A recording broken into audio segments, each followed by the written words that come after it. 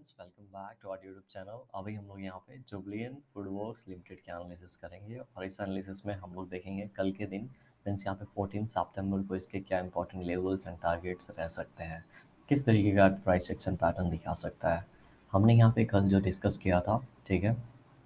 कि अगर यहाँ पे फ्लैट ओपनिंग होती है और उसके बाद 628 का लेवल हमारे लिए ब्रेक होता है तो हम लोग 634 तक का टारगेट देख सकते हैं। लेकिन यहाँ पे गैप अप ओपनिंग हुआ और गैप अप ओपनिंग होते ही हमारा ये जो टारगेट होता है ये लेवल सही से काम नहीं करते क्योंकि बहुत ज़्यादा गैप अप ओपनिंग हुआ। देखेंगे इन कैंडल के ऊपर गैप अप ओपनिंग हुआ,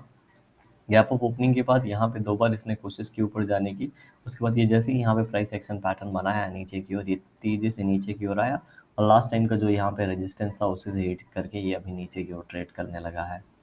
यहाँ पे देखेंगे कहीं ना कहीं इन लेवल्स को 622.5 622 के लेवल को यहाँ पे ये ब्रेक करने की कोशिश कर रहा है। थोड़ा सा हम लोग यहाँ से पीछे चले जाएंगे,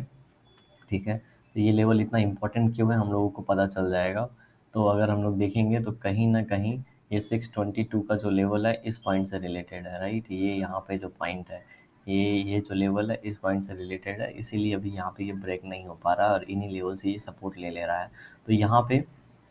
ऊपर की ओर फिर से हम लोगों के पास इस तरीके से ट्रेंड लाइन बन गया है, यहाँ पे इस तरीके से छोटे टाइम फ्रेम पे प्राइस एक्शन पैटर्न बिल्ड हो गया है और नीचे देखेंगे तो नीचे इस तरीके से ये फॉल हो रहा है। तो अभी इसमें नेक्स्ट स्टेप क्या हो सकता है? नेक्स्ट स्टेप ऐसा हो सकता है जैसा कि हमने कल बात किया था, अगर ये 621 के लेवल को ब्रेक करेगा तो नीचे की ओर आएगा और इन्हीं लेवल से जहाँ से ये ब्रेकआउट दिया है ये ट्रेंड लाइन के आसपास से इन लेवल से फिर से यहाँ से प्राइस एक्शन बना के ऊपर की ओर निकल सकता है। हम लोग को साफ नज़र आ रहा होगा इस तरीके का प्राइस एक्शन आने वाले समय में बन सकता है और फिर हो सकता है इस तरीके से ऊपर जाए। ये हो गया फर्स्ट केस, क्योंकि आज की क्लोजिंग थोड़ी सी यहाँ पे नीचे की ओर हुई है, डाइसी हुई है। मतलब बहुत ज़्यादा, देखिए आज के दिन भी बहुत ज़्यादा कोई मोमेंटम खास नहीं हुआ है, बहुत ज़्यादा ना ऊपर गया है बहुत ज़्यादा ना नीचे गया है। ऐसा बोला जा सकता है कल के मोमेंटम के बाद आज का कैंडल एक हॉल्ट कैंडल टाइप बना है,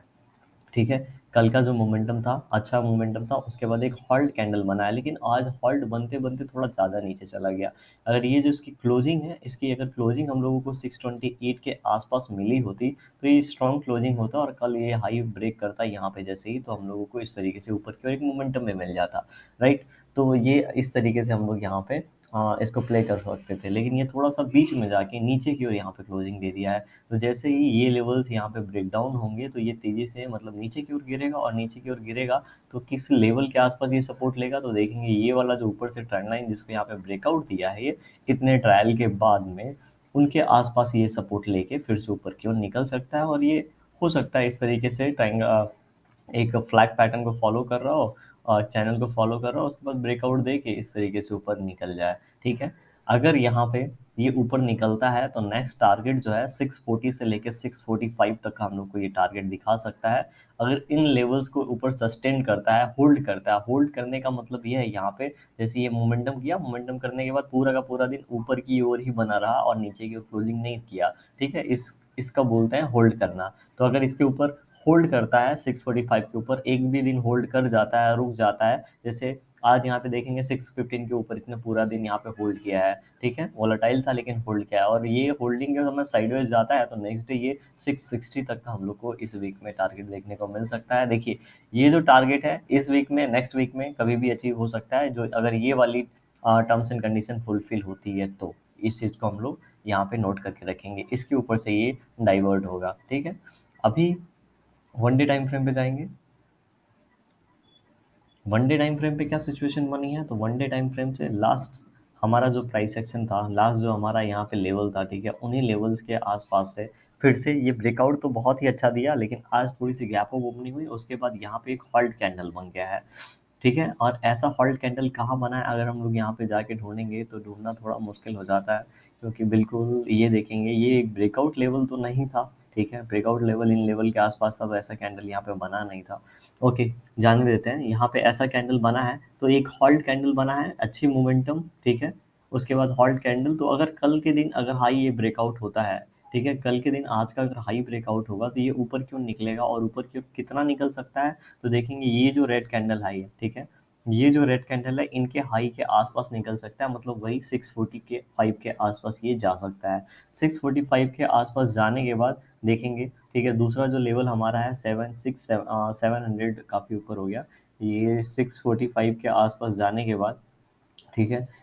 फिर ये 650 के आसपास ये जाने की कोशिश करेगा। ऐसे लेवल हमारे लिए इस तरीके से निकल रहे हैं क्योंकि शार्प सेलिंग कहाँ से हुई है वो पॉइंट हमारे लिए देखना ज़रूरी है, ठीक है। तो ये हो गया यहाँ पे 645 का लेवल, 650 का लेवल, उसके बाद जो इमीडिएट लेवल हो जाएगा वो हो जाएगा 675 का, ठीक है। क्योंकि इन लेवल से देखेंगे, थोड़ा सा चार्ट जूम आउट करेंगे, इन लेवल से ही हम लोगों को क्या मिला है, सपोर्ट मिला था पहले, और अभी यहाँ पे भी सपोर्ट मिला है, ठीक है। उसके बाद रेजिस्टेंस मिला, तो ये लेवल भी इंपॉर्टेंट रोल प्ले करेंगे। उसके बाद तो हम लोगों को पता है ऊपर के टारगेट्स हमारे लिए क्या है,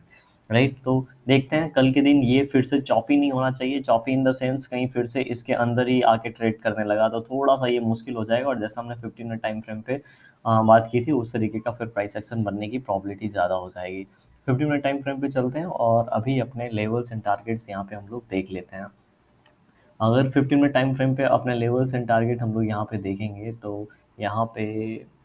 अब ऊपर की ओर हम लोग क्या करेंगे ना, ऊपर की ओर हमारे पास अगर ये लेवल फिर से ब्रेकआउट होता है 630 630.5 का लेवल अगर फिर से ब्रेकआउट होता है तो पहला टारगेट तो 633 का देखने को मिलेगा, ठीक है, जो कि आज का हाई था 633 का, और 632.85 है, ठीक है। 633 का पहला टारगेट देखने को मिलेगा, और जो हम लोगों को यहाँ पे दूसरा टारगेट जो यहाँ पे देखने को मिल सकता है, दूसरे टारगेट के लिए हम लोगों को थोड़ा सा यहाँ पे आना पड़ेगा। 640 का हमारे लिए दूसरा टारगेट, 640 के आसपास का हमारा दूसरा टारगेट रहेगा, ठीक है। पहला टारगेट हमारा 633 के आसपास रहेगा, अगर वो 633.5 का लेवल याद रखेंगे, 633.5 का लेवल कल के दिन अगर ये ब्रेकआउट हो जाता है तो 638.40 का लेवल हम लोग कल के दिन देख सकते हैं, ठीक है। अभी हम लोग नीचे की ओर बात करेंगे तो नीचे की ओर अगर हम लोग लेवल लगाएंगे तो नीचे हमने कल कोई लेवल नहीं दिया था, आपको याद होगा, क्योंकि हम लोगों को पता है कि यहीं पे अब सपोर्ट लेने वाला है। आज भी बहुत ज़्यादा स्पेस नहीं है नीचे इसके लिए, लेकिन हम लोग यहाँ पे एक लेवल रखते हैं,